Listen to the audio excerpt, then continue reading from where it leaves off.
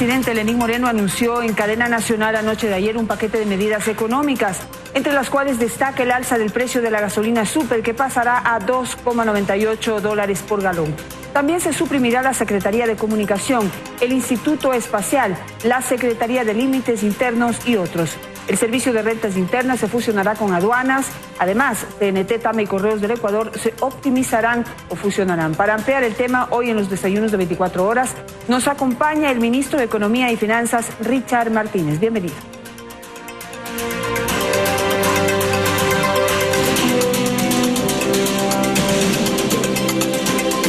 Aquí empiezan los desayunos de 24 horas.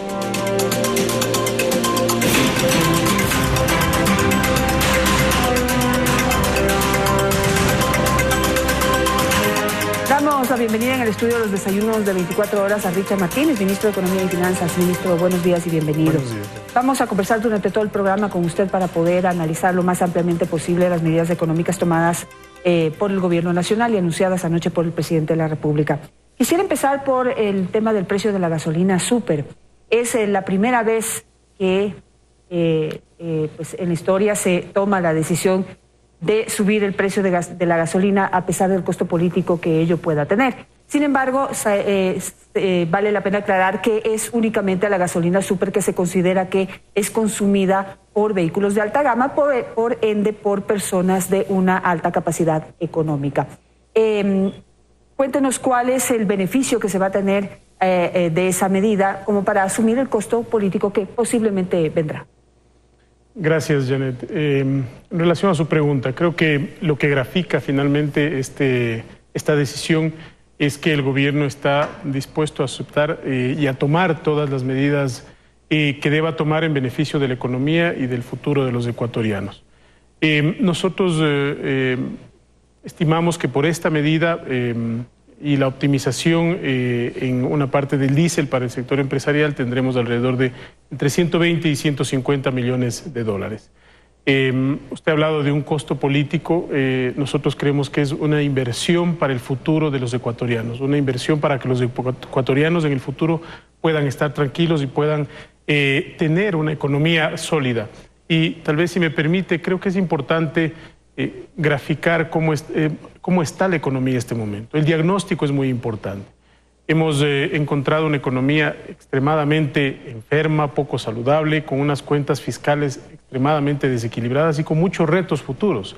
Por ejemplo, el próximo año tenemos que cumplir, como es disposición y voluntad de gobierno, con el pago, que no lo hizo el gobierno anterior, del 40% de las pensiones jubilares por al IES, por un lado. Por otro lado, tenemos retos también como la ley amazónica, que va a implicar un esfuerzo adicional del gobierno, y es por eso que en esa perspectiva, en un escenario extremadamente complejo de las finanzas públicas, nosotros hemos decidido como gobierno tomar estas decisiones que nos permiten empezar por casa, ajustar el cinturón por casa, sin afectar a los más vulnerables. Por eso también es que en el caso de la gasolina súper se decide actualizar ese precio, porque el consumo de ese tipo de gasolina está vinculado con las personas que mayor capacidad adquisitiva tienen. Ahora, siempre que se habla de un incremento del precio de la gasolina, no importa de cuánto, de cómo, ni en qué momento, ni a quién afecta, enseguida empieza un proceso especulativo de los productos de primera necesidad. ¿Cómo evitar y cómo controlar que se aprovechen los especuladores de un anuncio, de una medida que teóricamente no los impacta? Claro, mire, yo creo que primero el llamado evidentemente a la sociedad para tener un nivel de apoyo sobre la base de la conciencia de que esto por ningún lado podría afectar o debería afectar a la estructura de precios global de la economía. No vemos una justificación técnica bajo ningún concepto, de tal manera que pasaríamos a un campo especulativo, como usted lo señala. Y en ese campo especulativo hay normas y hay entidades que deben y pueden controlar si es que existe una espiral de precios de manera especulativa. Nosotros no vemos que existe ese riesgo. Evidentemente vamos a monitorear, estamos con todos los equipos monitoreando aquello, pero no vemos que haya un riesgo de esa naturaleza, sobre todo porque está muy focalizado, insisto, el subsidio la actualización del precio en las personas que más tienen y que no transportan, por ejemplo, con gasolina súper mercancías, que no transportan víveres, que no transportan bienes y que no proveen servicios a través del consumo de la gasolina súper. Entonces, no hay ninguna justificación para que se dé un incremento de precios. Segundo, algo que se previó que puede pasar, y es que la gente que tanquea hoy con gasolina súper se pase a la gasolina extra. ¿Cómo evitar ese, digamos, ese traspaso hacia ese otro, incrementar el consumo de gasolina extra, lo cual al final creo que no se ganaría nada?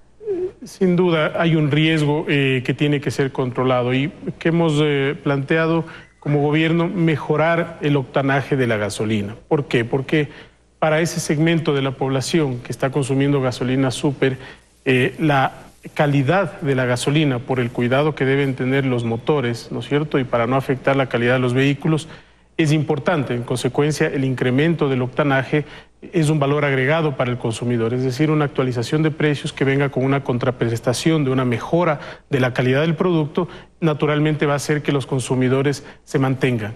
De que seguramente haya consumidores que piensen en trasladarse a la extra, es evidente, no lo descartamos, pero de los análisis que hemos hecho nosotros de elasticidad, de sustitución de consumo por el tipo de consumidor, nos permite garantizar que vamos a tener un nivel de eficiencia importante allí. Y otro tipo de controles, ministro, no sé si se han previsto, porque pues obviamente los vehículos a los que se está apuntando son los de alta gama, que son fáciles de identificar. También, no sé, en las gasolineras, por lo menos en las del Estado, se puede pedir la contribución o la colaboración de esos empresarios para que no le den gasolina extra a quien vaya con un vehículo de alta gama.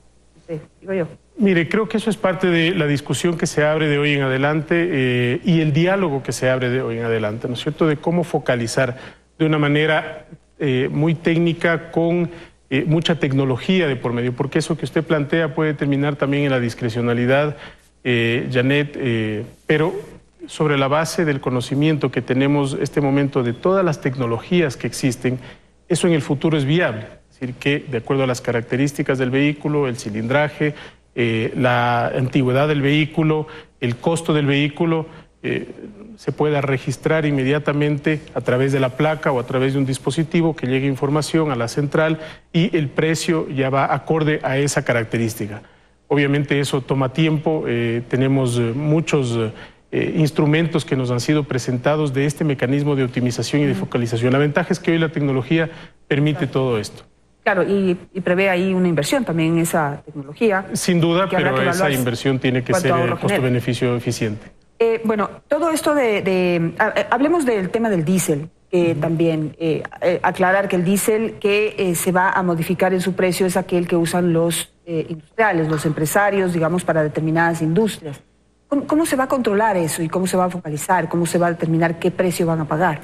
Es un diésel que está extremadamente controlado en este momento por la vía de cupos, de asignaciones, entonces vamos a encontrar la mejor forma de que podamos evitar que exista un subsidio que genere ineficiencias para el Estado, pero por otro lado sabemos que la competitividad es un reto para nuestros productores y para nuestros exportadores, para todos, los medianos, los pequeños, los grandes.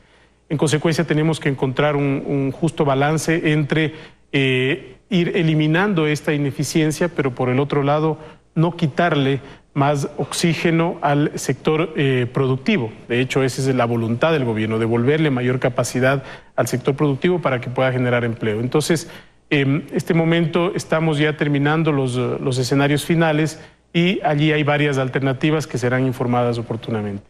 ¿Y cómo evitar que eso, por ejemplo, impacte en productos de consumo de primera necesidad como el pescado? Mire, no creemos que esto vaya a tener, insisto, son justamente ya las definiciones finales que estamos teniendo en este momento. Si es que logramos hacer esto de una manera integral, también con medidas compensatorias, por otro lado, justamente es darle la balanza en esto que hablo de la competitividad. Competitividad para el productor, pero al final del día que no perjudique al consumidor, que es lo importante. Vamos ahora con el tema de la condonación de deudas y la remisión de impuestos, que ha sido bastante polémico. Y quisiera que hagamos un balance entre lo que usted va a recaudar y lo que se les va a perdonar, porque allí es donde está la polémica. O sea, dicen que, y corríjame las cifras, porque realmente he leído algunas notas de prensa y no he podido encontrar una unidad en torno a las cifras. Pero usted dijo que en total va a haber una recaudación de $1.000 millones y que por la remisión son $600 millones lo que recauda el Estado en este primer año. En números gruesos, Janet, y muy bien traída su pregunta a la mesa, porque es importante que la ciudadanía conozca la verdad de lo que irresponsablemente se ha dicho. ¿Qué se ha dicho irresponsablemente y demagógicamente? Que se va a condonar la deuda de $4.000 millones. Eso es falso, eso es mentira. Este concepto de remisión tiene un concepto diferente. Vamos a cobrar el capital que no ha sido posible cobrar por parte del Estado. La remisión lo que hace es justamente liberar de los cargos de intereses, multas que se han venido acumulando en el tiempo. Entonces, en términos generales, de $4.000 millones que están en disputa, $2.000 millones, las cifras exactas las podemos ver en el SRI, pero para un pleno entendimiento y un sencillo entendimiento, $2.000 millones son de capital y $2.000 millones son de intereses. De esos $2.000 millones que son de capital, vamos a recuperar no 1.000, estimada Janet, sino 600 millones. Esa es nuestra expectativa. Puede ser algo mayor, puede ser algo inferior, pero esa es la expectativa sobre la base de las experiencias pasadas. ¿En total? De los $2.000 millones de capital, como recuperamos 600 millones, los 1.400 restantes quedan en disputa. El gobierno va a seguir manteniendo su posición de que son recursos que deben llegar al Estado, pero son juicios que están en este momento en las Cortes, son procesos que están abiertos, otros ya cerrados, pero no es que vamos a regalar el capital ni a condonar el capital absolutamente a nadie. Al contrario, se está cobrando algo que por la vía judicial ha tomado mucho tiempo y que no ha sido factible cobrar hasta el día de hoy. Y la remisión, dado que es un acuerdo de mutua conveniencia, porque el contribuyente dice, bueno, yo estoy dispuesto a pagar este capital, aun cuando yo como contribuyente crea que no deba pagarlo, por eso está en disputa. Estoy dispuesto a pagar este capital para librarme del juicio, pero ya no pago los intereses y los recargos. El Estado, en consecuencia, deja de cobrar o deja la probabilidad de cobrar eso, porque esos juicios también, Janet, es importante que la ciudadanía nos entienda este punto, eran juicios que posiblemente el Estado iba a perder. No se sabe, allí es una probabilidad. El Estado evidentemente tiene una posición de que tiene la razón y vamos a seguir peleando por eso. Pero en las Cortes podía suceder lo contrario, de tal manera que la remisión afecta hacia eso. Y el total de la remisión anclado, el total de intereses y multas anclado a estos 1.400 millones que van a seguir en disputa, va a seguir también en disputa. Entonces, en el peor de los casos serán aproximadamente cerca de entre capital 600 millones, de intereses 600 millones más, 1.200 millones y unos 2.800 millones van a seguir disputándose como corresponde porque el gobierno considera que tiene la razón en estos procesos. Ahora, lo que se critica en ese sentido, y valga la pena decirle esto a la ciudadanía, que desde los sectores críticos se está diciendo, bueno, se les está perdonando a los grandes empresarios el hecho de que no paguen impuestos. Pero esta no es una medida que se toma y que se inventa el gobierno actual. En el 2015 ya hubo una condonación de impuestos y es la quinta. En el gobierno anterior hubo 2 remisiones, 2 condonaciones, una en el 2008 y otra en el 2015, y es la quinta en los últimos años, es decir, no es una medida nueva e inventada por el gobierno actual. Pero mi pregunta es la siguiente, ¿qué hacer y cómo ver a aquellos empresarios que en cada condonación resulta que se ven beneficiados de alguna manera del no pago de estas multas, intereses? ¿Por qué esa reincidencia? No hay que también ponerle ojo a estos empresarios que vuelven y vuelven a esperar que haya esta condonación. Mire, aquí hay dos temas, el uno legislativo y el otro administrativo, Janet. En el caso legislativo se puso un candado justamente para que esto no se pueda dar en los próximos 10 años, de tal manera que se puede evitar con ese candado una cultura que nos lleve a algo negativo. Y por el lado administrativo, lo importante es que efectivamente se va a mantener el control, que es una de las fortalezas del servicio de rentas internas, pero ese control va a venir acompañado también de un proceso de facilitación que va a ser presentado en las próximas semanas del servicio de rentas internas. de tal manera que el contribuyente tenga mucha más capacidad de pago, de acceso rápido a los pagos, ¿no es cierto? Y no terminar en estos posibles litigios a futuro, que si debemos terminar como Estado, pues tendremos que hacerlo. Pero lo ideal en un término de optimización, de control con facilitación, es que incluso el propio servicio de rentas pueda adelantar algunos criterios para que al contribuyente se le facilite la declaración, de tal manera que con eso se evitan disputas futuras. Yo creo que el horizonte de concepto que tiene el Servicio de Rentas Internas ahora en esta nueva etapa de mantener el control, pero mejorar en muchísimo la facilitación, nos va a permitir no caer en ese terreno nuevamente. Vamos a irnos a un corte comercial, pero enseguida quisiera regresar para conversar con usted sobre los efectos y el impacto que esta condonación de impuestos tiene en el sector productivo. De lo que he podido conversar con algunos representantes, ellos dicen que si bien es un respiro, una oxigenación, esto de poder solo pagar, digamos, el capital y librarse de los intereses y multas, no es suficiente para poder lograr una reactivación del sector productivo que pueda contribuir con el empleo que necesita en este momento el país. En un momento regresamos para hablar de ese tema. Vamos a un corte y regresamos.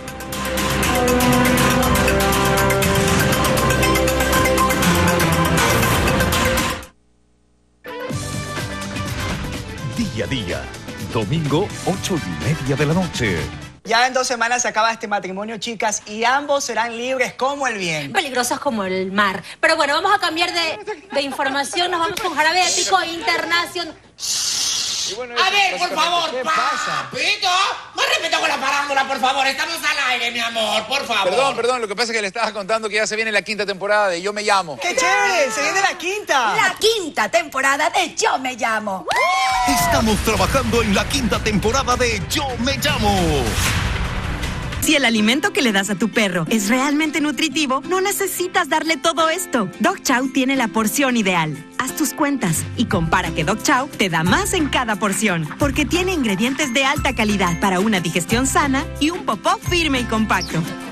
Dog Chow, él es familia. Alista a tu hijo con Tony para un nuevo año lleno de victorias y prepara su regreso a clases con útiles gratis. Junta 3 empaques de leche saborizada Tony 200 mililitros y reclama una cartuchera. Reúne 5 y reclama una lonchera o una mochila al canjear 8 empaques. Sus victorias también son tuyas. Promoción válida para región Sierra hasta agotar stock. Puntos de canje Western Union Red Activa. Con el sabor y la nutrición de leche saborizada Tony. Tony te hace bien.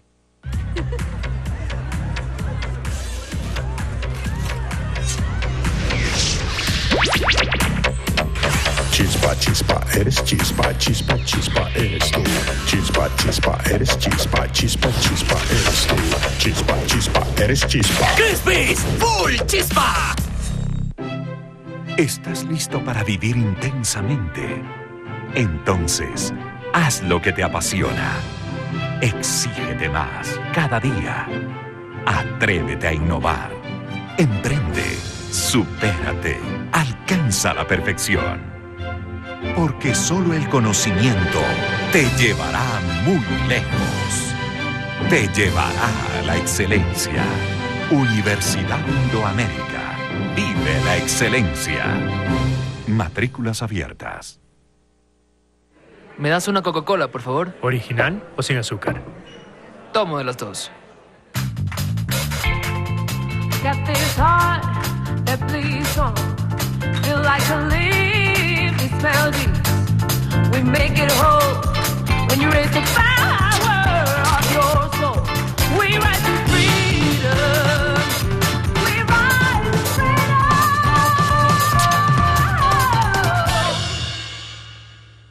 Llegó a Home Products el día del mueble y con él la super oferta del año. 60% de descuento en todo lo que quieras comprar. Ven el viernes 24, sábado 25 y domingo 26 de agosto y llévate todo lo que quieras a un increíble precio. Como emprendedora y mamá, busco que todo me rinda. Por eso monté mi negocio en casa para cuidar a mi familia y mi bolsillo. Sí, soy una mujer de alto rendimiento como tú. Por eso compro Familia Colchamax. Sus almohadas acolchadas absorben más y te dan mayor suavidad sin malgastar. Porque solo usamos 2 vueltas. Para mujeres de alto rendimiento. Cuando les das lo mejor, los preparas para enfrentarse al mundo. Leche saborizada Tony los ayuda a crecer fuertes y sanos.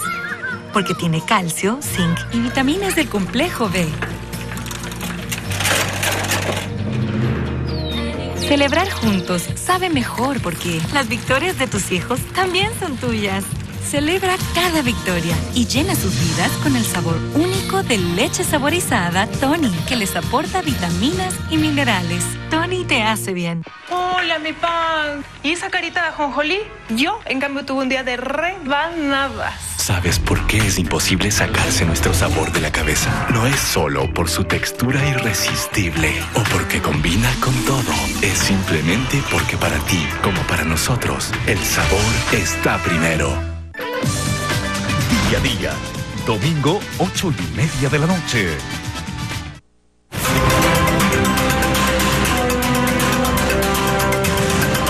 Bueno, quisiera cerrar el tema de la remisión y condonación de impuestos, que ha sido el tema más polémico. Usted ya explicó que se va a cobrar, no se va a dejar de cobrar el capital, y lo que se está condonando son intereses y multas que conversábamos que son altísimas. El 50% de lo que deben los empresarios es grandes, medianos y pequeños, constituye intereses y multas que pues sí es bastante alto. Pero a lo que van los empresarios es a que, si bien eso es una oxigenación, esperaban un poco más de medidas que los puedan ayudar a dinamizar la economía, a poder recuperarse económicamente y poder contribuir de mejor manera, sobre todo en la generación de empleo. Entonces hablan, por ejemplo, de las leyes laborales, hablan de la cantidad de impuestos que pagan, que pues sí se puso eso sobre la mesa, pero parece que no se tomó en cuenta. ¿Qué les puede responder usted? Lo primero, Janet, sobre el tema de la remisión, para cerrarlo, como usted ha dicho, no es una condonación, es una remisión tributaria y legalmente está así establecido. Segundo, desmitificando nuevamente algunas cosas. Quienes hoy hablan de que esta remisión beneficia a un grupo de empresarios son los que aprobaron la remisión en el 2015. Que la gente tampoco se deje engañar. Asambleístas actuales que en ese entonces eran o asambleístas o funcionarios públicos y que defendían fervorosamente la remisión. Y esta remisión es mejor que la del 2015. ¿Por qué? Porque al contrario de la del 2015, a los pequeños contribuyentes se les da un plazo de 2 años para pagar. Los grandes tienen que pagar en los próximos 90 días. Los pequeños contribuyentes, es decir, más de 100,000 microempresarios tienen hasta 2 años para pagar. Entonces, el mensaje es: te aliviamos una carga como empresario pequeño, y los grandes tienen que hacer un esfuerzo porque tienen mayor capacidad de pago en los próximos 90 días. Eso no se hizo en la remisión anterior. Y otras cosas que no se están diciendo, evidentemente a conveniencia, porque no les conviene a estas personas que están demagógicamente torpedeando un concepto que ellos mismos apoyaron en el año 2015. Hay una norma dentro de la Ley de Fomento Productivo que establece un beneficio para más de 300,000 ecuatorianos, que han estado esperando esto por muchos años, que son aquellas personas que están en la central de riesgo, en la categoría más baja, y que no han podido limpiar su historial crediticio. Durante los próximos 90 días también ellos van a poder limpiar su historial crediticio si es que pagan los valores adeudados en el sistema financiero. Esos son beneficios para la mayoría. Tampoco se está diciendo los estudiantes que obtuvieron un crédito del IES en su momento y que ahora pueden acogerse a la remisión. Evidentemente todo esto es un discurso a conveniencia y político, pero nosotros estamos pensando en los ciudadanos. En relación al tema de los empresarios, yo creo que, regresando a los anuncios que hizo el presidente el día de ayer, lo más importante para el sector empresarial es un marco económico sólido y estable, y que el sector empresarial tenga claridad de la macroeconomía del país, que es una macroeconomía que se conduce con eficiencia, con disciplina, con austeridad en la parte fiscal. Entonces me parece que este es un valor que tiene que rescatarse dentro de los análisis que realiza también el sector empresarial, de que nos queda mucho por hacer para recuperar la competitividad perdida en los últimos años, sin lugar a dudas. Pero esto no se puede hacer de la noche a la mañana. La Ley de Fomento Productivo apunta en ese sentido. Fíjese que uno de los principales mecanismos para limitar la competitividad del sector productivo era el impuesto mínimo. El llamado anticipo de impuesto a la renta, que se convertía en impuesto mínimo. Había empresas que pagaban sobre la utilidad 45, 50, 100, hasta 300%. Y las empresas que perdían dinero tenían que igual pagar un impuesto mínimo, pagando en consecuencia una tasa infinita. Pero eso lo hemos eliminado con la Ley de Fomento Productivo. Hay beneficios para exoneración de impuesto a la renta para las nuevas inversiones, no solamente de nuevas empresas, sino las empresas existentes que deseen ampliar sus inversiones. 8 y 10 años de impuesto a la renta justamente apunta hacia eso, hacia quitarle la carga a las empresas, a los empresarios de todos los tamaños para que mejoren la competitividad. Los beneficios en el sector agrícola también, reducción a 0% de IVA, por ejemplo, en el seguro agrícola, en muchos insumos acuícolas, pesqueros, del sector agrícola también, y todo el mecanismo de financiamiento que estamos colocando dentro de este gran anuncio y este plan de prosperidad, que son cerca de 1.300 millones de dólares, Janet, que van a estar a disposición de los sectores agrícola, constructor, mediana y pequeña empresa, economía popular y solidaria bajo distintos mecanismos. Ahora, no se olvide, y no lo hemos mencionado, que también tenemos que pagar una deuda de 60.000 millones de dólares que nos dejó el gobierno anterior y que hay que pagarla. Pero a lo que voy es, bueno, para hacer un resumen, ayer el presidente y usted y el secretario de Administración presentaron un plan de reducción también del Estado. Algunos ministerios se van a fusionar, otros van a desaparecer. Usted está hablando de esta recaudación de recursos directa sobre el tema de la remisión de impuestos, pero la pregunta es si todo el esfuerzo que se está haciendo, si no me equivoco, usted manifestó ayer que implica o representa un ahorro de 1.000 millones de dólares, es suficiente para poder lograr lo que necesitamos, y es obtener créditos de los organismos multilaterales, que se hablaba de 5.000 millones de dólares, que estábamos de alguna manera alineándonos con lo que los organismos exigen en cuanto a disciplina fiscal para poder prestarnos ese dinero a bajo costo y a largo plazo, porque solos no lo vamos a poder hacer, sobre todo con una deuda de 60.000 millones de dólares. Sin duda, yo creo que lo importante en este punto, Janet, es ver este conjunto de decisiones dentro de la integralidad de las políticas de gobierno. Por un lado el tema fiscal, por otro lado también el Banco Central, por otro lado el fomento productivo con la ley, por otro lado en materia de inversiones y de comercio internacional, Alianza del Pacífico, la protección de inversiones, etcétera. Entonces, si se le da una concepción completa, naturalmente allí tiene un set de medidas que apuntan primero a sanar la economía, que tiene muchísimos desequilibrios, que va a tomar tiempo naturalmente por todo lo que encontramos, a fomentar la producción decididamente, sin hostigar a los empresarios y más bien buscando la forma de agilitar y quitarles los pesos de encima, y también dándole una visión muy importante y fresca al país de nuestra relación con el mundo, de que estamos abiertos al mundo. En el caso del financiamiento, efectivamente, el plan que hemos presentado y las optimizaciones aspiran a tener un nivel de eficiencia de cerca de 1.000 millones de dólares, ¿no es cierto? Lo vamos a conseguir por varias vías. Por el lado de la optimización de la estructura del Estado, lo vamos a conseguir ahorrando, no solamente comprando menos, sino comprando mejor.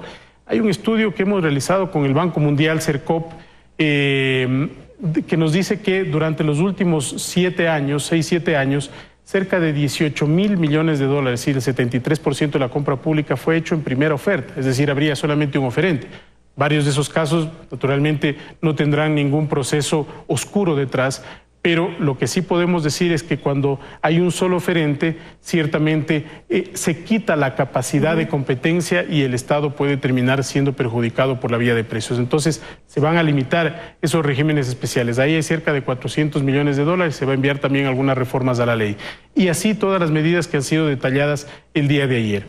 Los mercados para el financiamiento, esos 400 millones de dólares que usted se ahorra por restringir, dijo, el régimen especial. Primero quiero saber, ¿es a todos los sectores? Sí, a todos los sectores, y ya las normas van a estar en vigencia en los próximos días. Pero esos 400 millones están incluidos dentro de los 1.000 que usted se ahorra, porque me parece que podría ser adicional. Claro, no, eso está dentro, pero es un ahorro finalmente, porque hasta el momento eso se ha venido gastando. Entonces, dentro de esos 400 hay menor compra, pero también mejor compra.